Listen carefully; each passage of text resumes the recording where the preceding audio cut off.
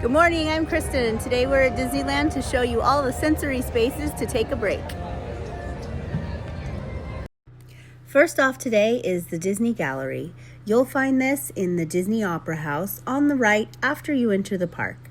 This is also where great moments of Mr. Lincoln and Walt Disney A Magical Life is played. This area is often quiet with air conditioning and minimal people. There's a lot to look at and plenty of space for a much-needed sensory break. There are a few places to sit in here, but it is sort of limited. Also in the front of the park, you'll find the first stop on the Disney Railroad. Depending on your specific sensory needs, taking a loop on the railroad can be just the break you need. It provides enough input to be interesting and enjoyable while getting a much-needed break from all the walking. There are several stops you can get off and on, and I will note that the one in the front of the park doesn't have wheelchair access.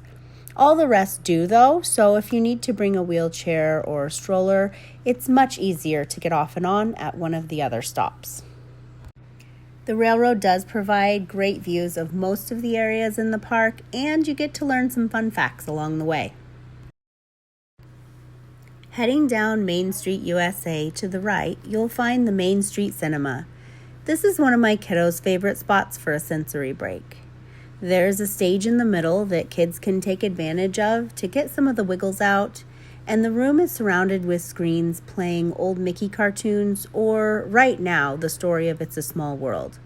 This room has dim lighting and does mostly muffle the chatter going on outside. If you bring your magic band, you can currently get a free souvenir ticket at the box in the front of the theater. There is very limited seating in here, but with all the other benefits, it's definitely worth checking out on your next visit. In front of Small World, you'll find a large seating area. This area is a great place to sit down and relax with a snack that is less crowded.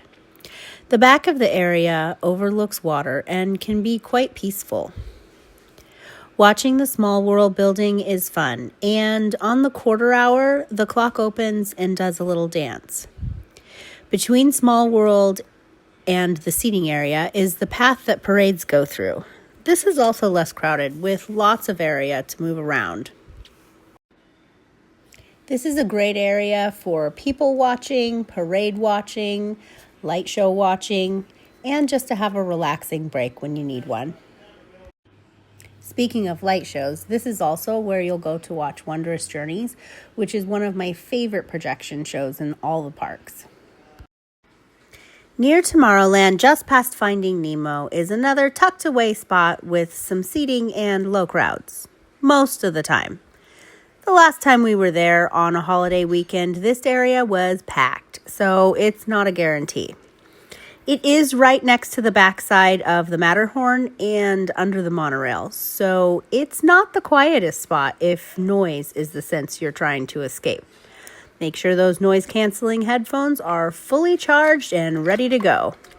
When we use our mobile sensory unit, aka stroller, this is a good spot to be out of the way and gives the parents a minute to strategize our next move or our next pivot. At night, Finding Nemo is lit up with an array of colorful lights and fountains. It's a wonderful sensory experience to see and take in. With the Tomorrowland lights in the background, it's truly a spectacular sight.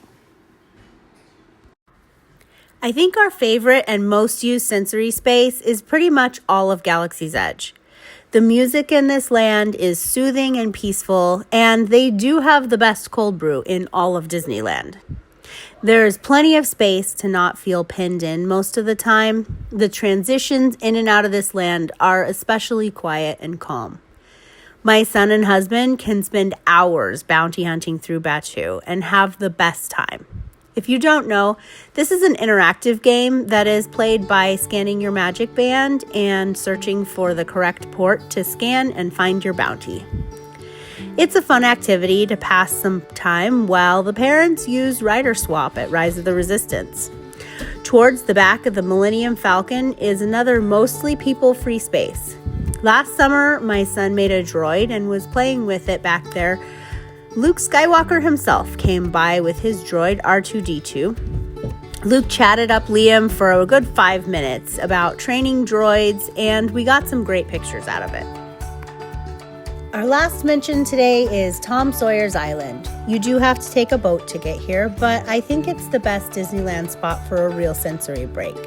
There are benches, tunnels, caves, private bathrooms, shade, and most of the time, very few people. These are my family's most used sensory spaces in Disneyland. For a full list of sensory spaces, you can go onto the Disneyland website under accommodations. They have some others there, but they don't really meet my family's needs, so we don't use them. I hope this video helps you have a wonderful vacation.